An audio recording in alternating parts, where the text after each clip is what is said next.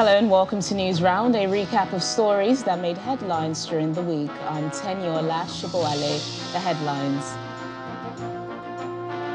National Assembly rescinds decision on direct primaries for political parties.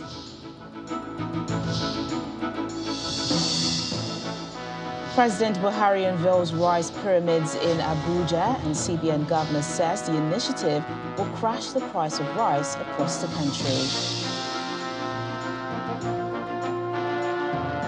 Federal High Court Abuja files fresh terrorism charges against leader of proscribed IPOB, Nnamdi Kanu, pleads not guilty to charges. Plus, at least 17 people killed after explosion at mining town in southwestern Ghana.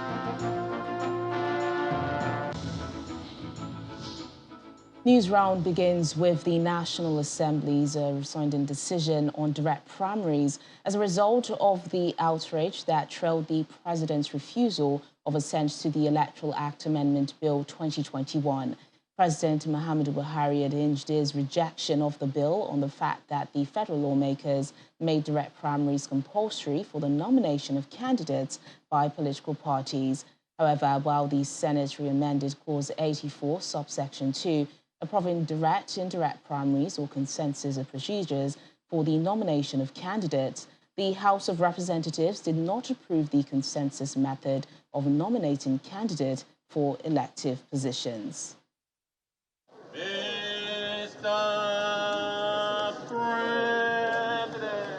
It's the proverbial D-Day in the National Assembly. Federal lawmakers are expected to act on the concerns raised by President Buhari in the Electoral Act Amendment Bill. Specifically, the president wants lawmakers to re-amend the clause which makes direct primaries compulsory for nominating candidates by political parties. The Senate rescinds its earlier decision on compulsory direct primaries, choosing instead to adopt direct, indirect and consensus as procedures for nominating candidates.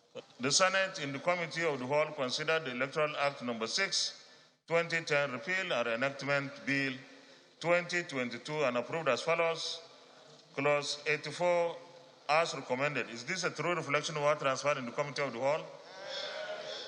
Thank you. It also approved that a political party that adopts direct primaries shall ensure that all aspirants are given equal opportunity of being voted for by members of the party. In the case of presidential primaries, all registered members of the party are to vote for aspirants of their choice at a designated centre at each ward of the federation.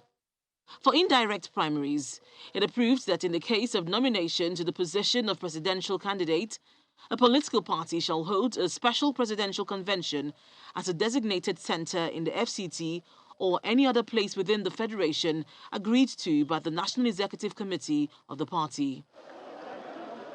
In the House of Representatives, lawmakers immediately go into a closed-door session on resumption. 30 minutes later, the chamber doors are thrown open. Legislators confer in different groups.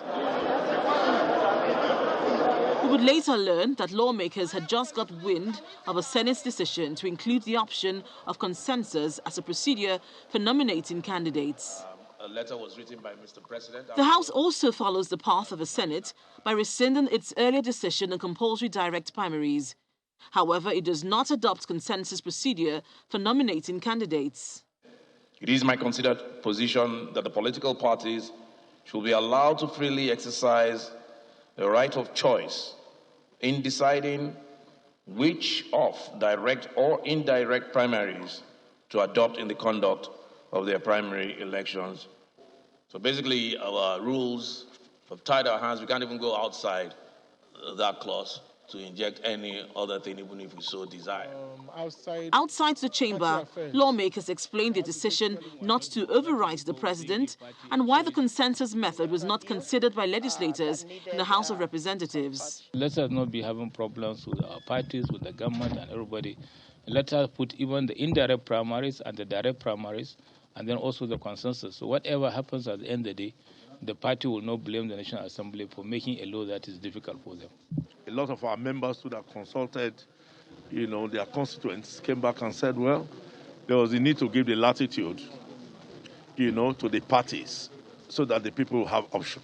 Members didn't think that the consensus was as democratic as the interment of the amendments were scheduled. How does a party determine its consensus candidate? These are some of the things you should look at. You cannot give a vague, so a political party, the chairman of the party can decide in a room who the consensus candidate can be. The Senate and House of Representatives will now have to form a conference committee to harmonize their positions and consensus candidates for party primaries. However, this may delay the speedy conclusion of the process. Linda Akibi, Channels Television News. Well, staying with the issue of primaries, the Independent National Electoral Commission, INEC, has read the Right Act to all the political parties taking part in the forthcoming Osun and Ekiti governorship elections. The INEC chairman, Professor Nnamdi Kanu, says the commission will not monitor any primaries conducted outside the two states and their outcomes will not be accepted.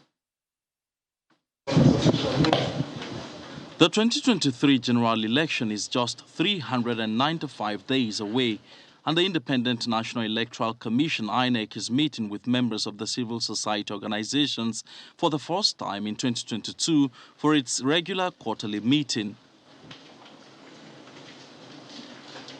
The INEC chairman, Professor Mahmoud Yakubu, begins with an update on the ongoing continuous voter registration exercise, which commenced in June 2021.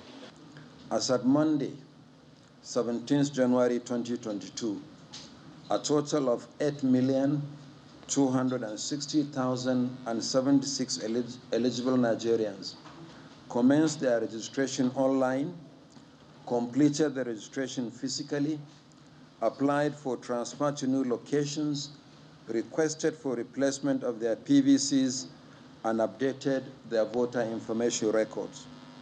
The year 2022 is expected to be a busy year for INEC and civil society organizations, beginning with the Ekiti and Osun governorship elections.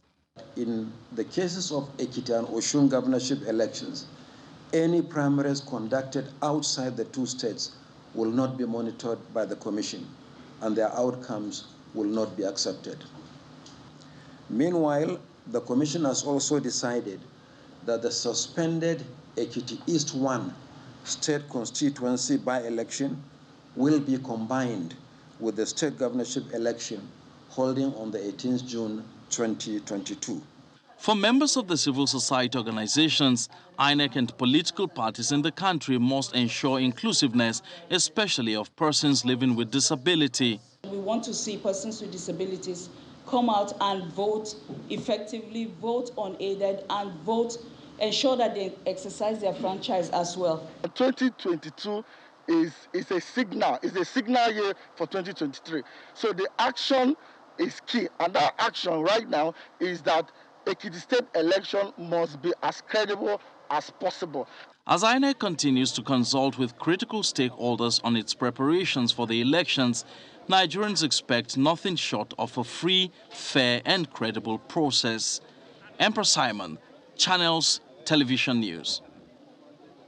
Two security issues. The House of Representatives is to investigate the case of missing firearms and ammunition of the Nigeria Police Force in excess of 178,000 since 2019. This is equal to the report of the Auditor General of the Public Accounts Committee of the House, which suggests that the arms and ammunition which the police claim to have purchased cannot be accounted for.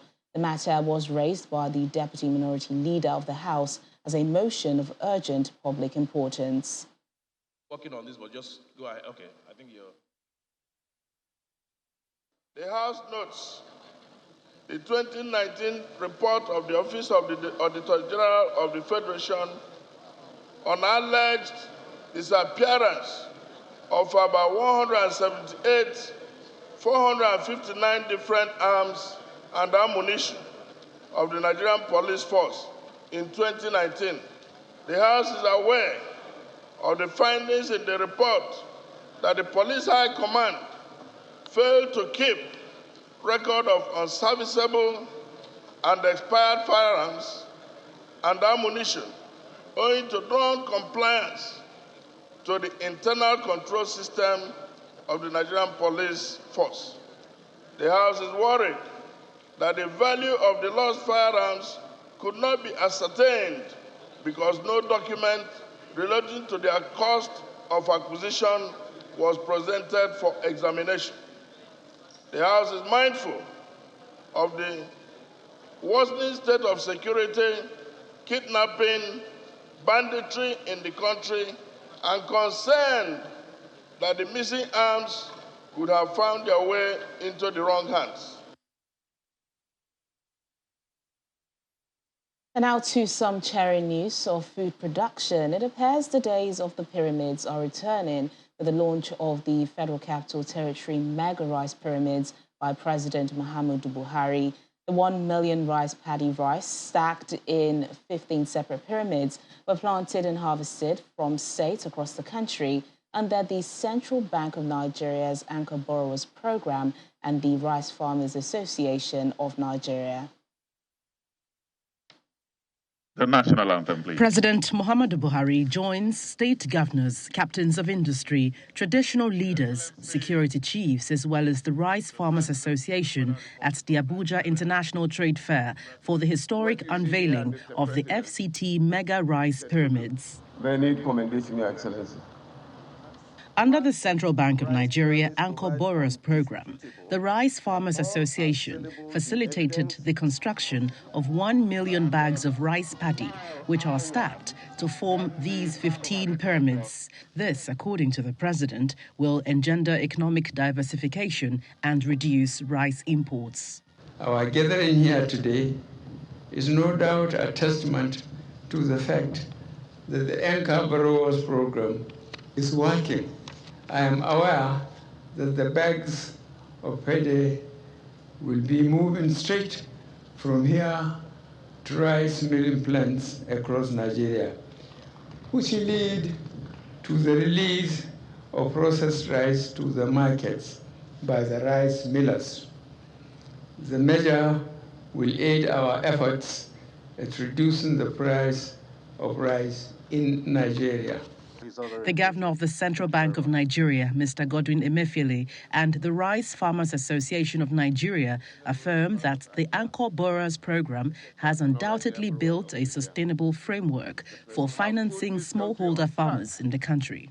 We're delighted that these efforts have yielded fruit in not just increasing the availability of rice, but also in moderating prices, reducing imports, and increasing job creation in our country. For example, Thailand alone exported 1.3 million tons of rice to Nigeria in 2014. The Anchor Borrowers Program was launched by Your Excellency in Kebbi in 2015 to curtail these imports, and since then, we have seen incremental reduction in rice imports from Thailand. As at the end of 2021, they only exported 2,160 metric tons of rice to Nigeria, thereby saving Nigeria foreign exchange and helping to preserve jobs for our people.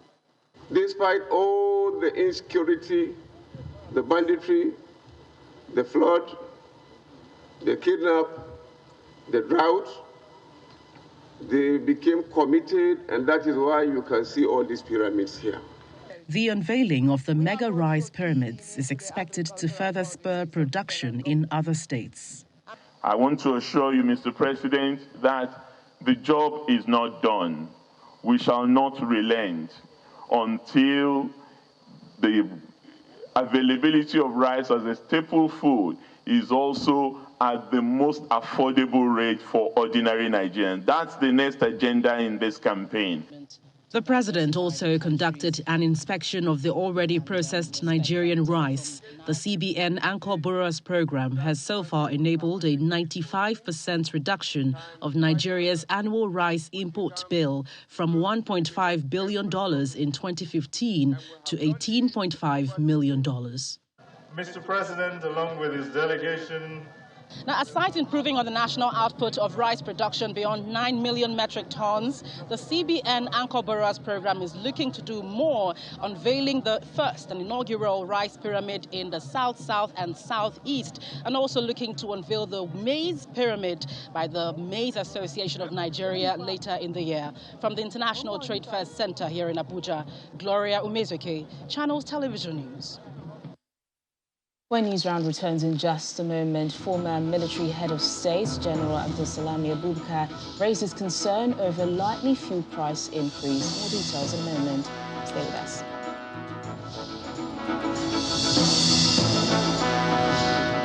Thanks for staying with us. The former military head of state, General Nnamdi Abubakar, is raising concerns over likely fuel price increase. According to him, any increase in the price of petrol will push more Nigerians into poverty. He was speaking at the 19th Daily Trust Summit in Abuja, where he urged the government to muster the courage to address the many challenges facing the country.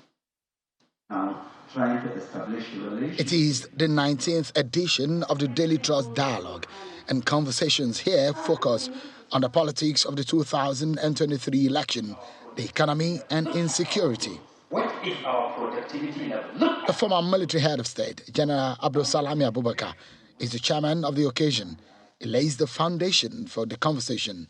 Nigeria is once again at crossroads. Insecurity remains the single most difficult challenge for our country today. Unemployment or underemployment remain at the record levels, and over 80 million Nigerians are still caught up in needless poverty. In fact, Nigeria now faces a food security crisis that is confounded by the COVID-19 global pandemic and the banditry in many states in northern Nigeria. Fuel prices are expected to rise significantly in the coming months, as announced last November by the NNPC. We all know when this happens, as the government has planned, it will push many millions deeper into poverty. He then proffers a solution. Our unity and our large and youthful population remain our greatest strengths. We must not compromise these. His opening remark opens a floodgate of reactions as participants give their perspectives on what should be done to return Nigeria to the path of prosperity. The identification of a capable leadership by the political parties or the political class, that can bring together all components of this country together, and also the competencies that are available so that we can get out of this crisis. As we all know, what wars cannot resolve, definitely dialogue resolve such things. And what dialogue cannot resolve, no amount of weapons can resolve such. But we should also have to understand the root causes of the insurgency, which are not limited to endemic poverty, pervasive illiteracy, high social inequality, poor economic infrastructure, poor social infrastructure, environmental degradation, climate change, drug abuse, among others. Until we address these root causes, we'll not get it right. The consensus here is that 2023 offers another opportunity for Nigerians to make a decision on the best leadership for the country, and participating in the electoral process is key to ensuring that that happens. To the judiciary, the leader of the indigenous people of Biafra, IPOB, Nnamdi Kanu, has pleaded not guilty to the fresh amended 15-count charge on treasonable felony preferred against him by the federal government. Mr. Kanu said he was innocent of all the allegations levelled against him, even as he complained from the dock that some counts in the amended charge were similar. The street leading to the Federal High Court, Abuja, is deserted. Security operatives man different checkpoints ahead of the rearrangement of the leader of the indigenous people of Biafra, IPOB, Mr. Nnamdi Kanu, who is being arraigned on a fresh 15 amended count charge bordering on treasonable felony. Inside the court premises, those accredited trickle in and are scrutinized before gaining access into the courtroom. At about 10:15 a.m., Mr. Nnamdi Kanu walks into the courtroom and is received by his team of lawyers and family members. At the resumed hearing, Mr. Kanu pleads not guilty to the fresh amended 15-count charge when it was read to him. Shortly after the plea was taken, counsel to the federal government, Mr. Labaran Magaji, informs the court that he is prepared to proceed with a formal trial of the defendant. He informs the court that 2 of his witnesses are in court to testify in the case, while some exhibits to be tendered to establish terrorism charges against Mr. Kanu were brought to the court. Mr. Labaran cites Section 396 of the Administration of Criminal Justice Act 2015, which stipulates that trial should begin after arraignment, while objection on any issue can be taken at any time along with the substantive matters. However, Mr. Kanu's lead counsel, Michael Zekome, objects to the commencement of trial, adding that his client has filed 2 motions on notice, one questioning the validity of the charges and the other seeking bail. Chief Zekome says the 2 motions are so fundamental because one of them is challenging the competence of the entire charges and must be first resolved. In a brief ruling, Justice Nyako notes that since Mr. Kanu's first application is challenging the propriety of his trial, as well as the competence of the charge against him, the court ought to hear it first. What I want to tell Nigerians is that we are fully ready. And one thing that is very interesting that Nigerians should be looking out for is the fact that one of the counts suggesting that the defendant, Nnamdi Kanu, is a member of IPOB, and he vehemently denied being a member of IPOB. That is very curious, and we urge Nigerians to see us through how we are going to prove all those charges against the defendants in no time to come. What the prosecution tried to do was to insist that because today was set down for hearing, that the trial must go on, notwithstanding the pendency of this application, which we have filed, and not also withstanding the pendency of a second application, a 26-page motion for bail. And of course, our application is fundamental, it's intrinsic to this trial. The court subsequently adjourns till February 16 to hear the defense's pending application. For about 2 months, the whereabouts of 5-year-old Anifa Abubakar remained a mystery, but that has now been resolved.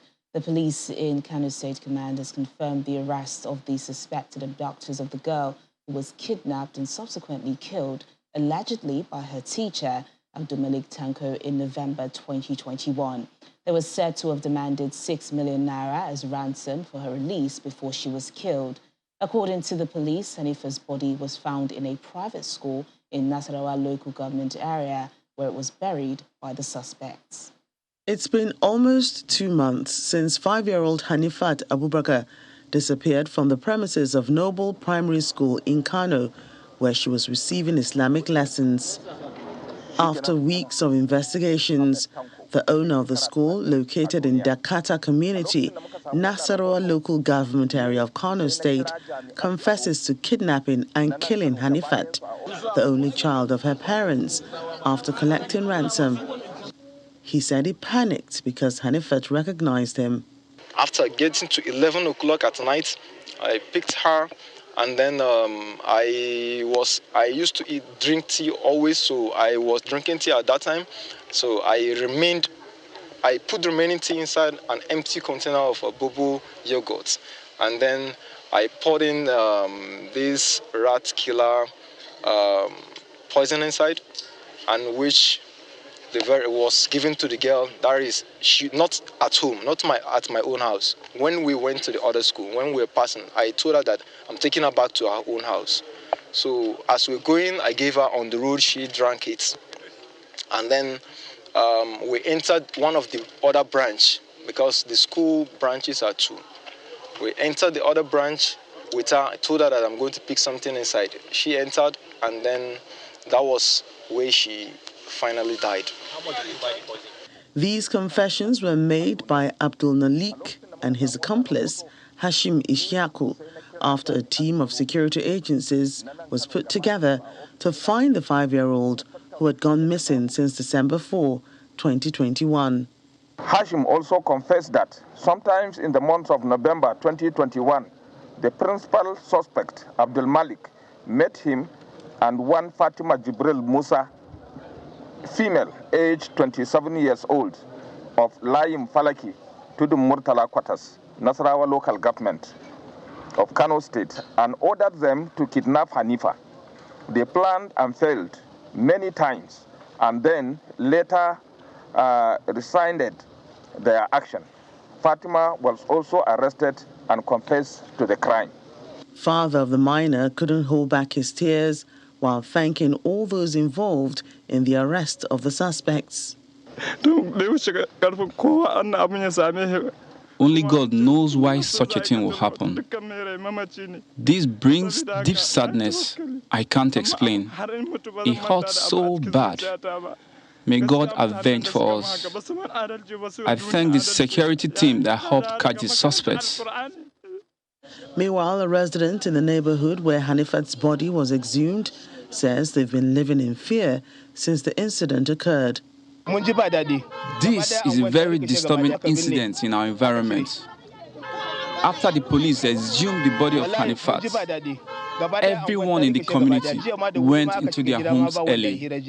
The suspects buried Hanifat in a shallow grave within the school premises, but now she's been given a proper burial according to Islamic rites. In the meantime, the doors of Noble Primary School are to remain shut indefinitely on the orders of the state government, while the suspects are charged to court. News round ends with the news of 17 people killed in a huge explosion near a mining town in the southwestern region. Officials say a vehicle carrying mining explosives collided with a motorcycle. At least 59 people have also been injured, some of whom are in critical condition. And that's News Round this week. Thank you so much for watching. I'm Tenyola Shoboale.